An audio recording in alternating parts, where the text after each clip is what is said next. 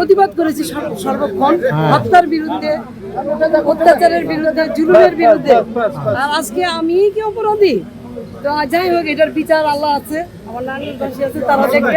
সাবেক মেয়র হায়াত আইভি নাঙ্গস থানার মোকদ্দমায় হাজিরা ছিল। এই মোকদ্দমাটি মহামান্য হাইকোর্টে জামিন প্রাপ্ত হইলে পরবর্তী পর্যায়ে এই মোকদ্দমাটি মহামান্য চেম্বার জজে যায়। চেম্বার জজ যাওয়ার পরে পূর্ণাঙ্গ বেঞ্চ আপিল বিভাগে শুনানি হওয়ার পর ওনার জামিন রুল নিষ্পত্তি পর্যন্ত নিষ্পত্তি করেছেন, আদেশ দিয়েছেন মহামান্য আপিল বিভাগ। আজকে ওনার হাজিরা ছিল। যেহেতু হাজিরা, উনি দীর্ঘদিন কারাবাসে ছিলেন, শারীরিকভাবে অসুস্থ, আইনশৃঙ্খলা পরিস্থিতি সার্বিক বিবেচনা করে আমরা 200 ফৌজদারি কার্যবিধি 205 ধারায়, অর্থাৎ আসামির পরিবর্তে আইনজীবী হাজিরা প্রদান করবে, এই মর্মে একটি দরখাস্ত দাখিল করেছি। এই দরখাস্তটা গত তারিখে দাখিল করার পরে এই দরখাস্তটা আজকে শুনানির জন্য পেন্ডিং ছিল।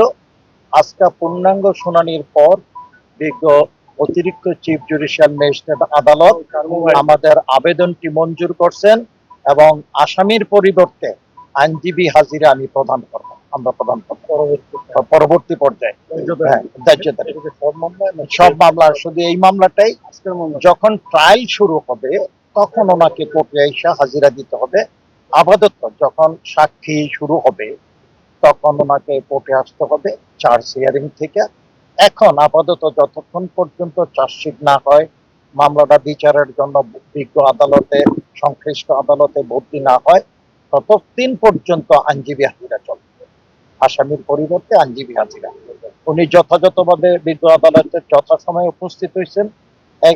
এজ এ লবার্ডিং পিপল হিসাবে উনি নিম্ন আদালত থেকে উচ্চ আদালতে সর্বত্রই এবং আইনের প্রতি যে উনি শ্রদ্ধাশীল, এইটা আমরা প্রমাণ করেছি। ক্লিয়ার করবেন এটা কোন মামলায়?